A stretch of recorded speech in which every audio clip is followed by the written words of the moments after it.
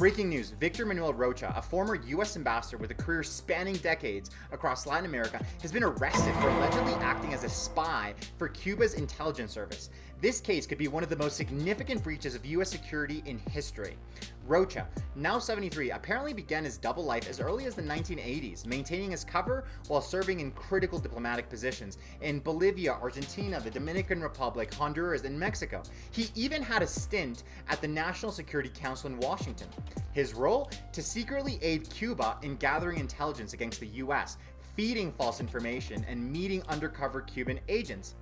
Ultimately, the FBI noticed something was off with Rocha, and he met with an undercover agent posing as a Cuban spy, not once, but 3 times.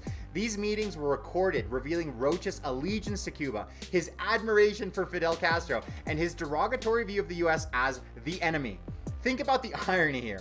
Rocha, a highly educated man with degrees from Yale, Harvard, and Georgetown, was supposed to represent U.S. interests. Instead, he was allegedly a mole for Cuba during a time where tensions between the U.S. and the Soviet Union, Cuba's ally, were at a boiling point.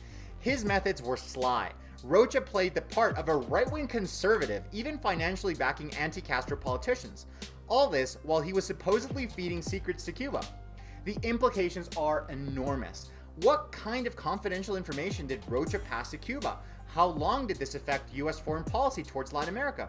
The State Department and intelligence community are scrambling to assess the damage. This tale is a stark reminder of the complex, shadowy world of international relations where loyalty and deception often blur. Stay tuned as this story unfolds because there's certainly more to come.